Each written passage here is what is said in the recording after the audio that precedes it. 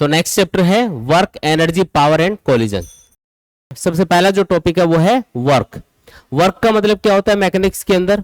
Mechanics में work बोला जाता है फोर्स इनटू डिस्प्लेसमेंट को। अगर आप किसी भी बॉडी पे कुछ फोर्स अप्लाई कर रहे हो और उससे अगर उसका कुछ डिस्प्लेसमेंट हो रहा है तो इसका मतलब ये माना जाएगा कि कुछ वर्क किया जा रहा है।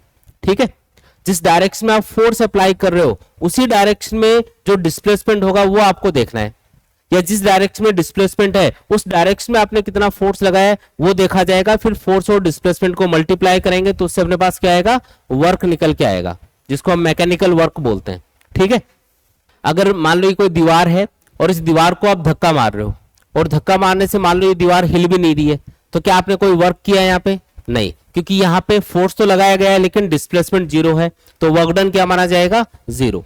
ठीक है, लेकिन मान लो कि कोई ब्लॉक है जिसके ऊपर आप कुछ फोर्स अप्लाई कर रहे हो, तो और मान लो इस फोर्स की वजह से ब्लॉक यहां से मान लो यहां तक पहुंच जाता है, तो इसका कुछ डिस्प्लेसमेंट भी होगा। यहाँ पे यहां से यहां तक पहुंच गया ब्लॉक, तो ये जो डिस्प्लेसमेंट है इसको एस मान लेते हैं। तो ये जो फोर्स और डिस्प्लेसमेंट है इनका जो मल्टीप्लीकेशन है इसी को हम क्या बोलेंगे? वर्क बोलेंगे। ठीक है, लेकिन हो सकता है कि कई बार क्या होता है कि फोर्स जिस डायरेक्शन में डिस्प्लेसमेंट है उससे किसी थीटा एंगल पे लगाया गया हो। जैसे यही वाला केस ले लेते हैं, बस इसमें चेंज ये कर रहा हूं मैं कि जो फोर्स है वो इस बार हॉरिजॉन्टल डायरेक्शन में नहीं लगा के हॉरिजॉन्टल से किसी थीटा एंगल पे लगा दिया आपने। ये मान लो फोर्स हॉरिजॉन्टल से थीटा एंगल पे लगाया जा रहा है। अब जो ब्लॉक है वो मूव तो करेगा इससे, क्योंकि फोर्स का एक कंपोनेंट इसको आगे लेके जाएगा। तो मान लो ये यहां तक पहुंच गया, कुछ टाइम बाद में ये यहां पहुंच गया और इसका जो डिस्प्लेसमेंट है वो एस के बराबर है। तो इस सिचुएशन में वर्क कितना होगा? तो वर्क के लिए आपको फॉर्मूला यूज करना है W इक्वल टू फोर्स का वो कंपोनेंट जो डिस्प्लेसमेंट की डायरेक्शन में है। तो फोर्स के दो कंपोनेंट कर लो, एक कंपोनेंट तो डिस्प्लेसमेंट की डायरेक्शन में यानी कि सरफेस के अलोंग आएगा जो कि होगा एफ कॉस थीटा। क्या होगा वो? F cos theta. और दूसरा वाला कंपोनेंट एफ साइन थीटा। ये दो अलग अलग कंपोनेंट्स हमने कर लिए, एफ कॉस थीटा और एफ साइन थीटा। ये वाला जो कंपोनेंट है ये इसको आगे लेके जा रहा है, तो वर्क डन होगा F cos theta into S के बराबर। और इसको अगर वेक्टर फॉर्म में लिखना है फॉर्मूले को तो आप ऐसे भी लिख सकते हो, W equal to F dot S, क्योंकि जब आप डॉट प्रोडक्ट हटाते हो तो हमेशा कॉस थीटा आता है फॉर्मूले में, तो इसको आप W यानी work done equal to F dot S भी लिख सकते हो। ठीक है, कई बार क्या होगा कि आपको जो फोर्स है वो वेक्टर फॉर्म में गिवन होगा आई कैप जे कैप के कैप की टर्म्स में, और जो डिस्प्लेसमेंट होगा वो भी आपको आई कैप जे कैप के कैप की टर्म्स में दे रखा होगा वेक्टर फॉर्म में। तो आपको क्या करना है? दोनों का डॉट प्रोडक्ट करना है और उससे हमारे पास में वर्क डन निकल के आएगा कि कितना वर्क हुआ। मतलब फोर्स और डिस्प्लेसमेंट ये दोनों वेक्टर का आप क्या करोगे? डॉट प्रोडक्ट करोगे, इससे क्या निकल के आएगा अपने पास? Work done. ठीक है, ये ध्यान रखना है। अच्छा, जो वर्क है वो स्केलर क्वांटिटी है या वेक्टर क्वांटिटी? बताओ सोच के। यहां पे देखो वर्क डन किसके बराबर लिखा जा रहा है? Force into displacement F dot S. Force यहाँ पे वेक्टर क्वांटिटी है, डिस्प्लेसमेंट भी वेक्टर क्वांटिटी है, लेकिन जब भी आप दो वेक्टर क्वांटिटीज का डॉट प्रोडक्ट करते हो, डॉट प्रोडक्ट जब भी किया जाएगा तो हमेशा आपको एक स्केलर क्वांटिटी मिलेगी। यानी कि वर्क डन क्या है? स्केलर क्वांटिटी है। Work is a scalar quantity. Work, energy, power ये तीनों ही स्केलर क्वांटिटीज होती है। ठीक है जी, तो वर्क डन क्या है? एक स्केलर क्वांटिटी। अब जो वर्क डन है वो फोर्स और डिस्प्लेसमेंट पे तो डिपेंड करेगा ही। इस फॉर्मूले में आप देख सकते हो कि वो थीटा पे भी डिपेंड कर रहा होगा। इसका मतलब थीटा के अकॉर्डिंग जो फोर्स की वैल्यू है वो चेंज हो रही होगी। अगर थीटा की वैल्यू 90 डिग्री से छोटी है मान लो, तो cos थीटा की वैल्यू पॉजिटिव आएगी, तो वर्क डन उस केस में होगा पॉजिटिव। पहला केस ये हो सकता है कि थीटा लेस देन 90 डिग्री हो, तो उस कंडीशन में वर्क डन क्या रहेगा? पॉजिटिव रहेगा। लेकिन इन केस अगर फोर्स और डिस्प्लेसमेंट के बीच का जो एंगल है थीटा, अगर वो 90 डिग्री से बड़ा है तो उस कंडीशन में वर्क डन क्या आएगा? नेगेटिव, क्योंकि cos थीटा की वैल्यू 90 डिग्री से बड़े एंगल के लिए क्या होती है? नेगेटिव होती है। 90 से 180 के बीच में cos फंक्शन क्या होता है? नेगेटिव। तो आंसर क्या आएगा? नेगेटिव। तो वर्क डन नेगेटिव भी हो सकता है, उसके लिए जरूरी कंडीशन क्या है? थीटा ग्रेटर देन 90 डिग्री होना चाहिए, तो वर्क डन क्या आ जाएगा? नेगेटिव। और अगर थीटा 90 डिग्री हुआ तो थीटा अगर 90 डिग्री हुआ तो cos 90 कितना होता है? 0, यानी कि वर्क डन होगा 0। ठीक है, फॉर एग्जाम्पल जैसे मान लो कि इस ब्लॉक के ऊपर आप आगे धक्का मार के इसको आगे लेके जा रहे हो, तो जिस डायरेक्शन में फोर्स लगा रहे हो उसी डायरेक्शन में डिस्प्लेसमेंट हो रहा है, तो फोर्स और डिस्प्लेसमेंट के बीच का एंगल कितना हो गया? 0 डिग्री, जो 90 से कम है, तो वर्क डन क्या आएगा? पॉजिटिव आएगा। लेकिन जब आप किसी भी ऑब्जेक्ट को लिफ्ट करते हो, मान लो कोई वेट है उसको आप लिफ्ट कर रहे हो, तो लिफ्ट करते टाइम पे हम फोर्स ऊपर लगा रहे होते हैं और डिस्प्लेसमेंट भी ऊपर हो रहा होता है, तो उस कंडीशन में भी वर्क क्या होता है, पॉजिटिव। लेकिन उसी वेट को अगर आप नीचे वापस धीरे धीरे रख रहे हो, तो इस बार आपने फोर्स किधर लगा रखा है, ऊपर की तरफ। अगर आप उसको छोड़ दोगे तो तेजी से नीचे गिरेगा, तो वो धीरे धीरे नीचे लेके जा रहे हो, इसका मतलब आपने फोर्स ऊपर की तरफ लगा के उसको पकड़ा हुआ है ताकि वो तेजी से नीचे नहीं गिरे। तो अगर आप फोर्स ऊपर लगा रहे हो और उसका डिस्प्लेसमेंट नीचे कर रहे हो धीरे धीरे, है ना, फोर्स तो आपने किधर लगा रखा है, ऊपर। समझ रहे हो ये बात? ये मत सोचो कि सर वो तो नीचे जा रहा है तो फोर्स नीचे लग रहा होगा, नेट फोर्स नीचे लग रहा है, mg नीचे, आपने जो फोर्स लगा रखा है वो ऊपर, लेकिन आपने जो ऊपर फोर्स लगाया वो mg से थोड़ा सा कम है, इसलिए वो नेट फोर्स तो नीचे लगाना, इसलिए वो नीचे जा रहा है। तो आपने फोर्स किधर लगाया, ऊपर की तरफ लगा रखा है। जब इसको नीचे धीरे धीरे रख रहे हो और डिस्प्लेसमेंट किधर हो रहा है, नीचे, तो फोर्स और डिस्प्लेसमेंट के बीच का एंगल कितना बन गया, 180 डिग्री बन गया। और cos 180 की वैल्यू -1 होती है, इसलिए आंसर क्या आएगा, नेगेटिव, यानी कि work done will be negative. ठीक है, थीटा अगर 90 डिग्री होगा तो वर्क डन क्या होगा, 0। जैसे कुली है और वो कोई सामान लेके जा रहा है किसी रोड के ऊपर, तो जब वो आगे जा रहा होगा तो उसका जो डिस्प्लेसमेंट है वो रोड के अलोंग हो रहा होगा। अब उसके ऊपर जो ग्रेविटेशनल फोर्स है वो नीचे की तरफ लग रहा होगा और उसके अपोजिट उसने जो लिफ्ट फोर्स है वो ऊपर लगा रखा होगा ताकि वो एक ही जगह स्टेबल रहे। तो जो फोर्स है और जो डिस्प्लेसमेंट है उनके बीच का एंगल कितना बनेगा, यहाँ पे 90 डिग्री बनेगा। तो कुली के थ्रू जो वर्क होगा वो कितना होगा, 0। किसके अपोजिट, ग्रेविटी के अपोजिट। फ्रिक्शन के अपोजिट तो वो वर्क कर ही रहा है, फ्रिक्शन के अपोजिट जब वो चल के जाएगा किसी भी डिस्टेंस को कवर करेगा उसके अपोजिट वो वर्क कर रहा है, लेकिन जो ग्रेविटेशनल फोर्स है उसके अपोजिट किया गया वर्क क्या माना जाएगा, उसका 0 माना जाएगा। ये बात समझ में आ गई आपको? तो ये कुछ स्पेशल केस मैंने आपको बताए हैं, सिंपल सी चीज है एकदम। ठीक है, फॉर्मूला याद रखो, अगर फोर्स और डिस्प्लेसमेंट वेक्टर फॉर्म में गिवन है तो आप इनका डॉट प्रोडक्ट करके वर्क डन कैलकुलेट कर लो। अगर आपको फोर्स, डिस्प्लेसमेंट और angle between force and displacement आपको अलग से दे रखा है तो एफ एस कोस थीटा वाला फॉर्मूला लगा देंगे। ठीक है, और अगर ये बोला कि फोर्स और डिस्प्लेसमेंट एक ही डायरेक्शन में है तो सीधा ही थीटा 0 मान के cos 0 1 बन जाएगा, सीधा फॉर्मूला लगा सकते हो, फोर्स इंटू डिस्प्लेसमेंट। इसके बाद में फिर कई बार क्या होगा कि एक वेरिएबल फोर्स आपको दे रखा होगा कि फोर्स यहाँ पे वेरी कर रहा है। अगर फोर्स कांस्टेंट होता है तब तो हम सिंपल फॉर्मूला लगा देंगे फोर्स इंटू डिस्प्लेसमेंट, उससे हमारे पास क्या आ जाएगा, वर्क डन आ जाएगा। लेकिन कई बार क्या होगा कि एक वेरिएबल फोर्स किसी ऑब्जेक्ट पे लगा रहे होंगे, किसी ऑब्जेक्ट को मान लो खिसकाना है तो कभी ज्यादा फोर्स लगा रहे हो, कभी कम फोर्स लगा रहे हो और उसको खिसका के लेके जा रहे हो। तो अगर आपको वर्क कैलकुलेट करना है तो उस कंडीशन में कैसे कैलकुलेट करेंगे, फिर आपको ये देखना पड़ेगा कि किसी इंस्टेंट पे आपने कितना फोर्स अप्लाई किया, उससे कितना डिस्प्लेसमेंट हुआ, फिर उनको मल्टीप्लाई करोगे, फिर उससे सॉल्व करना पड़ेगा। एक एग्जांपल ले लो, जैसे मान लो कि ये कोई पॉइंट है ए, ये कोई पॉइंट है बी, और ए से बी तक मैं किसी ऑब्जेक्ट को लेके जा रहा हूं। ए पॉइंट से बी पॉइंट तक मुझे किसी ऑब्जेक्ट को लेके जाना है। ठीक है, अब जब मैं ऑब्जेक्ट को लेके जा रहा हूं ए से बी तक, तो अलग अलग इंस्टेंट पे जो मैं फोर्स अप्लाई कर रहा हूं वो कंटिन्यूअसली मान लो चेंज हो रहा है। यहाँ पे मैंने फोर्स अलग लगाया, यहाँ पे अलग लगाया, यहाँ पे अलग लगाया, इस तरीके से। मान लो किसी पॉइंट पे आप देख रहे हो, इस पॉइंट पे, तो इस पॉइंट के ऊपर जो फोर्स अप्लाई किया जा रहा है वो मान लो इधर लगाया जा रहा है। ठीक है, और हर एक इंस्टेंट पे उसकी वैल्यू बदल रही है, डायरेक्शन भी बदल रही है। मान लो अभी जो फोर्स है और फोर्स इधर लगा रहे हो, लेकिन उसका एक कंपोनेंट इसको इधर लेके जा रहा होगा, तो हम इधर जो डिस्प्लेसमेंट होगा उसकी बात करेंगे। इधर मान लो इसका थोड़ा सा डिस्प्लेसमेंट हुआ ds, तो फोर्स और डिस्प्लेसमेंट के बीच का एंगल मान लो थीटा।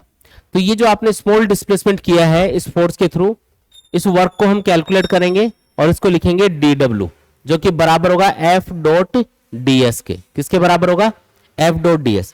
ये सिर्फ इस इंस्टेंट पे किया गया वर्क है, टोटल वर्क नहीं आया अभी अपने पास। हमने ये देखा कि किसी इंस्टेंट पे हमने इतना फोर्स लगा रखा है, इतना डिस्प्लेसमेंट हुआ और डिस्प्लेसमेंट और फोर्स के बीच का एंगल है थीटा। तो f डॉट ds करके हम क्या कैलकुलेट कर सकते हैं, सिर्फ इतने से डिस्प्लेसमेंट के लिए जो वर्क होगा उसको कैलकुलेट कर सकते हैं। कोई दिक्कत वाली बात नहीं है इसमें, अभी बताया था ये फॉर्मूला वही है। लेकिन अगर हमें पूछे कि a से b तक हमें ऑब्जेक्ट को लेके जाना है तो बताओ टोटल वर्क कितना हुआ, तो टोटल वर्क के लिए क्या करेंगे, फिर इंटीग्रेशन करेंगे। क्योंकि आप ऐसे छोटे छोटे अगर डिस्प्लेसमेंट करते जाओगे और हर एक डिस्प्लेसमेंट के लिए वर्क कैलकुलेट करोगे और सबको ऐड करोगे, तो इसी मेथड का नाम होता है इंटीग्रेशन। क्योंकि आप छोटे छोटे कितने डिस्प्लेसमेंट कर सकते हो, ए से बी तक इनफाइनेट, फिर छोटे छोटे इनफाइनेट डिस्प्लेसमेंट हो सकते हैं, ऐसे आगे आगे आगे इस तरीके से बी तक पहुंच जाएंगे। इनफाइनेट चीजों को जब भी ऐड करना हो तो उसके लिए हमेशा इंटीग्रेशन मेथड यूज करना है। तो हमको क्या करना पड़ेगा, इंटीग्रेशन। तो हम इसका इंटीग्रेशन कर देंगे, उससे हमारे पास आ जाएगा टोटल वर्क। और लिमिट क्या लगाएंगे, ए से बी, क्योंकि ऑब्जेक्ट को कहां से कहां तक लेके जाना है, ए से बी तक लेके जाना है। ठीक है, हो सकता है कि आपको ए और बी पॉइंट के कोऑर्डिनेट्स दे रखे हो, जैसे जो ए पॉइंट है उसके कोऑर्डिनेट है मान लो x1 y1 और z1, और जो बी पॉइंट है उसके कोऑर्डिनेट है मान लो x2 y2 z2, मतलब इस पॉइंट से इस पॉइंट तक पहुंचाना है इसको। तो बताओ वर्क कितना होगा। तो फॉर्मूला तो ये लगाना है, लेकिन इसमें क्या करना पड़ेगा, अब इसको थोड़ा अलग तरीके से लिखना है। आपको कोऑर्डिनेट्स के फॉर्म में दे दिया ना इसने, तो जो फोर्स है उस वो भी आपको एक एक्स वाई जेड के फंक्शन की फॉर्म में गिवन होगा, और फिर आपको वर्क कैलकुलेट करवाएगा। तो क्या करना है उसमें, वर्क कैलकुलेट करने के लिए हम तीनों डायरेक्शन में, एक्स एक्सिस, वाई एक्सिस और जेड एक्सिस, क्योंकि तीनों डायरेक्शन में आपको यहाँ पे तीनों कोऑर्डिनेट दे रखे ना, एक्स वाई जेड, इसका मतलब तीनों डायरेक्शन में कुछ कुछ डिस्प्लेसमेंट होगा इसका। तो तीनों डायरेक्शन में अलग अलग वर्क कैलकुलेट करना पड़ेगा, जैसे एक्स एक्सिस के अलोंग अलग, वाई एक्सिस के अलोंग अलग और जेड एक्सिस के अलोंग अलग, फिर सबको ऐड कर लेंगे तो टोटल वर्क आएगा अपने पास। ठीक है, वर्क को सीधा ही ऐड करेंगे क्योंकि ये स्केलर क्वांटिटी है, बस प्लस माइनस का ध्यान रखना है। अगर कोई वर्क नेगेटिव है तो उसको नेगेटिव सिंबल के साथ ऐड करेंगे, और पॉजिटिव है तो पॉजिटिव सिंबल के साथ में ऐड करेंगे। अब एक्स एक्सिस के अलोंग वर्क कितना होगा, तो वो कैलकुलेट करने के लिए फॉर्मूला तो ये लगेगा, F dot D x. D x क्यों, क्योंकि एक्स एक्सिस के अलोंग जो मूव करने में वर्क हुआ ना ऑब्जेक्ट को, वो हम कैलकुलेट कर रहे हैं। और फोर्स भी कौन सा लेना पड़ेगा, जो एक्स एक्सिस के अलोंग आपने लगाया होगा। फॉर एग्जाम्पल जैसे फोर्स आपको दे रखा है F equal to F X I cap plus F Y J cap plus F Z K cap. अब इसका मतलब क्या है, इसका मतलब यह है कि एक्स एक्सिस के अलोंग हमने कितना फोर्स अप्लाई किया, एफ एक्स, वाई एक्सिस के along F Y, Z axis के अलोंग एफ जेड। तो तीनों डायरेक्शन में जब आप वर्क कैलकुलेट करोगे अलग अलग, तो आपको यहां पे जैसे एक्स एक्सिस के अलोंग कितना वर्क हुआ वो कैलकुलेट करना है, तो क्या करना पड़ेगा, F x dot D x. अब ये डॉट हटा के भी आप लिख सकते हो, क्योंकि फोर्स एक्स एक्सिस के अलोंग देख रहे हो, डिस्प्लेसमेंट भी एक्स एक्सिस के अलोंग देख रहे हो, तो दोनों के बीच का एंगल कितना होगा, 0। तो अगर आप इसको हटा के लिखोगे F x dot D x को, तो ये लिखा जाएगा F x D x cos 0। Cos 0 कितना होता है, 1। तो सिंपल इसको एफ एक्स डी एक्स ही लिख देते हैं हम लोग, एफ एक्स डी एक्स, क्योंकि जब आप डॉट प्रोडक्ट हटा के cos थीटा की वैल्यू पुट करोगे तो थीटा तो 0 ही पुट करना है ना, एक्स एक्सिस के अलोंग दोनों चीजें देखी जा रही है, इसलिए वो टर्म cos 0 1 बन जाएगी, इसलिए उसको लिखते नहीं है। फिर कहां से कहां तक लेके जा रहे हैं, एक्स एक्सिस के अलोंग x1 से x2 तक। जो x कोऑर्डिनेट है पहले पॉइंट का वो है x1 और फाइनल पॉइंट का है x2, तो x1 से x2 तक लेके जाना है x एक्सिस के अलोंग। तो ये x एक्सिस के अलोंग किया गया वर्क आ जाएगा इससे। जैसे x एक्सिस के अलोंग वर्क कैलकुलेट करना है तो क्या करोगे, x1 से x2 की लिमिट लगानी है और क्या लिखना है, एफ एक्स डी एक्स लिखना है। ऐसे ही y एक्सिस के अलोंग अगर आपको वर्क कैलकुलेट करना है तो क्या करेंगे, y1 से y2 की लिमिट लगाएंगे और एफ वाई डी वाई लिखेंगे। इसी तरीके से z एक्सिस के अलोंग अगर आपको टोटल वर्क कैलकुलेट करना है तो z1 से z2 की लिमिट लगानी है, एफ जेड डी जेड लिख देंगे। तो इससे अपने पास क्या आ जाएगा, टोटल वर्क निकल के आ जाएगा। तो ये आपको प्रोसीजर फॉलो करना है, आसान है एकदम। ठीक है, इसके बाद में नेक्स्ट फिर कई बार आपको फोर्स और डिस्प्लेसमेंट के बीच का ग्राफ दे रखा होगा और आपको वर्क डन कैलकुलेट करना होगा। इससे भी आप इजीली फाइंड कर सकते हो। जैसे मान लो कि यहाँ पे y एक्सिस पे हमने फोर्स को लिया हुआ है और x एक्सिस पे हमने डिस्प्लेसमेंट को लिया हुआ है, x लिख देता हूं इसको। तो फोर्स और डिस्प्लेसमेंट अगर इनके बीच में आपको कोई भी ग्राफ दे रखा हो, कोई भी टेढ़ा मेढ़ा ग्राफ दे रखा, मान लो ऐसे दे दिया ग्राफ, ठीक है, तो इस ग्राफ और डिस्प्लेसमेंट एक्सिस के बीच का जो एरिया होगा, कौन सा एरिया, ग्राफ और डिस्प्लेसमेंट एक्सिस के बीच का जो एरिया होगा वो वर्क डन को रिप्रेजेंट करेगा। किसको रिप्रेजेंट करेगा, वर्क डन। जितना भी वर्क होगा ना वो इस एरिया से रिप्रेजेंट होगा। कौन सा एरिया लेना है, लेकिन हमेशा याद रखो ग्राफ और डिस्प्लेसमेंट एक्सिस के बीच का एरिया लेना है। कई बार कंफ्यूज करने के लिए ये कर सकता है कि यहाँ पे फोर्स दे रखा हो, यहाँ पे डिस्प्लेसमेंट दे रखा हो, तो फिर आपको ग्राफ और डिस्प्लेसमेंट एक्सिस के बीच का उधर वाला एरिया लेना पड़ेगा। तो ये ध्यान दे लेना कि भी फोर्स किधर लिया है और डिस्प्लेसमेंट किधर लिया है, तो ये चीज ध्यान रखेंगे। अब ये जो ग्राफ है फोर्स और डिस्प्लेसमेंट, इसके नीचे का एरिया आपको देखना है जो हमेशा वर्क डन को रिप्रेजेंट करेगा। हो सकता है कि कोई ग्राफ ऐसा बन रहा हो, फोर्स और डिस्प्लेसमेंट के बीच का ग्राफ कुछ इस टाइप का दिखा रखा हो आपको, कैसा भी हो सकता है ग्राफ। तो अब आप देख सकते हो कि इसमें कुछ पोर्शन तो पॉजिटिव वाली साइड में है और कुछ पोर्शन यहाँ पे नेगेटिव वाली साइड में है। तो आपको क्या करना पड़ेगा, ये वाला जो एरिया है जिससे हम वर्क डन कैलकुलेट करेंगे, तो ये वाला जो वर्क होगा ये पॉजिटिव सिंबल के साथ में लिखा जाएगा, लेकिन नीचे वाला जो एरिया है वो नेगेटिव वाली साइड में है, तो वो नेगेटिव वर्क डन को रिप्रेजेंट करेगा। तो जो टोटल वर्क डन होगा उसके लिए आपको क्या करना है, इन दोनों एरियाज को पॉजिटिव सिंबल के साथ में ऐड करना है और इस एरिया को नेगेटिव सिंबल के साथ में ऐड करना है, तब जाके अपने पास टोटल वर्क डन निकल के आएगा। तो जब भी फोर्स और डिस्प्लेसमेंट के बीच का ग्राफ दे रखा हो तो ग्राफ और डिस्प्लेसमेंट एक्सिस के बीच का जो एरिया है वो वर्क डन को रिप्रेजेंट करेगा। और आपको क्या करना है, सिंपली ग्राफ और जो डिस्प्लेसमेंट एक्सिस है उनके बीच का एरिया कैलकुलेट कर लो। सिंपल सी स्ट्रक्चर कोई दे रखी होगी, कोई रेक्टेंगल कोई ट्रायंगल, इस टाइप का ही कुछ ना कुछ मिलेगा आपको। टेढ़ा मेढ़ा आपको ग्राफ नहीं दे रखा होगा क्योंकि इसमें एरिया फाइंड नहीं कर सकते, तो आपको ऐसे कोई ग्राफ मिलेगा तो उसमें एरिया फाइंड कर लो। पॉजिटिव वाले एरिया को पॉजिटिव सिंबल के साथ, नेगेटिव वाले एरिया को नेगेटिव सिंबल के साथ में ऐड करना है, तब जाके अपने पास टोटल वर्क निकल के आएगा। तो ऐसा करना पड़ेगा, फिर कर लेंगे ऐसे, बिल्कुल आसान है ये, ठीक है। इसके बाद में ये टर्म हम कई बार यूज करते हैं, conservative and non conservative forces. Conservative force वो वाला फोर्स होता है जिसके थ्रू किया गया वर्क पाथ पे डिपेंड नहीं करता। फॉर एग्जांपल, मान लो कि किसी सरफेस पे एक ब्लॉक रखा हुआ है और मान लो आप इसको लिफ्ट कर रहे हो, आप क्या कर रहे हो, इसको उठा रहे हो। तो मान लो इसको उठा के आप यहां तक लेके जा रहे हो, इस ऊंचाई तक, तो आप चाहे सीधे सीधे इसको उठाओ, ये इसको घुमा फिरा के ऐसे करके उठाओ, ये ऐसे ऐसे करके उठाओ, जब ये इस हाइट पे पहुंचेगा तो आपको जो वर्क करना पड़ेगा वो सेम ही होगा, क्योंकि ग्रेविटेशनल फोर्स कंटिन्यूअसली नीचे लग रहा होगा। डिस्प्लेसमेंट कितना होगा, वो ऊपर की तरफ हो रहा होगा। अब कोई भी रास्ता चूज कर लो यहां से यहां तक, डिस्प्लेसमेंट तो सेम ही होगा, क्योंकि डिस्प्लेसमेंट में सिर्फ इनिशियल पॉइंट और फाइनल पॉइंट देखा जाता है। अगर आप यहां से यहां तक जाते हो और मान लो सीधा इसको लिफ्ट करते हो, तो मान लो आपने 2 मीटर ऊपर उठाया इसको, आप इस रास्ते से जाते हो तो इस रास्ते की लंबाई तो ज्यादा है लेकिन इनिशियल पॉइंट और फाइनल पॉइंट तो सेम है, तो इनके बीच का जो सीधा डिस्टेंस है जिसको हम डिस्प्लेसमेंट बोलते हैं वो तो सेम ही हुआ, 2 मीटर। अब ये रास्ता कितना भी लंबा उससे कोई मतलब ही नहीं है, हमें तो इनिशियल और फाइनल इन दोनों पॉइंट से मतलब होता है। तो ये जो ग्रेविटेशनल फोर्स है इसके थ्रू जो वर्क होगा वो पाथ पे डिपेंड करेगा क्या, नहीं डिपेंड करेगा, है ना, इसलिए हम इसको बोलते हैं कंजर्वेटिव फोर्स। तो जो इलेक्ट्रिक फोर्स होता है, जो ग्रेविटेशनल फोर्स होता है, ये सब क्या है, कंजर्वेटिव फोर्स के एग्जांपल है। कंजर्वेटिव फोर्स मतलब वो फोर्स जिसके थ्रू किया गया वर्क पाथ पे डिपेंड नहीं करेगा। लेकिन कुछ ऐसे फोर्सेज होते हैं जिनके थ्रू किया गया वर्क पाथ पे डिपेंड करता है। जैसे एक ब्लॉक है, उसको किसी रफ सरफेस पे आप घसीट के लेके जा रहे हो, तो अगर आप छोटे रास्ते से लेके जाओगे तो आपको कम वर्क करना पड़ेगा। क्यों? क्योंकि छोटे रास्ते से फ्रिक्शन आपको कम मिलेगा।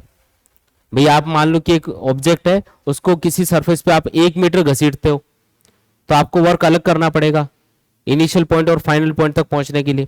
और अगर इनिशियल पॉइंट और फाइनल पॉइंट वही है लेकिन आप किसी दूसरे रास्ते से उसको लेके जाते हो, ये ए पॉइंट है, मान लो ये बी पॉइंट है, पहले आप इसको सीधा लेके गए घसीट के, अब आप इसको ऐसे लेके जा रहे हो, कि इस कंडीशन में आपको ज्यादा वर्क करना पड़ेगा फ्रिक्शन के अपोजिट, क्योंकि कंटिन्यूअसली फ्रिक्शन तो लग ही रहा होगा। इसमें ये नहीं बोल सकते कि इनिशियल पॉइंट और फाइनल पॉइंट सेम है तो वर्क डन सेम होगा। फ्रिक्शन के अपोजिट जो वर्क होगा वो अलग अलग होगा, क्योंकि बड़ा रास्ता मतलब ज्यादा देर के लिए फ्रिक्शन फोर्स अप्लाई हुआ तो जो वर्क डन है वो ज्यादा होगा। तो जो फ्रिक्शन फोर्स होता है, ऐसे एक और होता है लिक्विड के अंदर जो फ्रिक्शन फोर्स है उसको विस्कस फोर्स बोलते हैं। अगर कोई भी ऑब्जेक्ट लिक्विड में छोड़ा जाता है ना, तो लिक्विड में जब वो जा रहा होता है तो लिक्विड की जो लेयर्स है या लिक्विड के जो मॉलिक्यूल्स है उसके ऊपर एक फोर्स अप्लाई करते हैं, है ना, फ्रिक्शन फोर्स की तरह ही, उसको बोलते हैं विस्कस फोर्स। तो विस्कस फोर्स हो गया, फ्रिक्शन फोर्स हो गया, ये सब नॉन कंजर्वेटिव फोर्स के एग्जांपल है। इनके थ्रू जो वर्क होगा वो हमेशा पाथ पे डिपेंड करेगा। पाथ बदलोगे तो जो वर्क डन है वो चेंज हो जाएगा, ठीक है।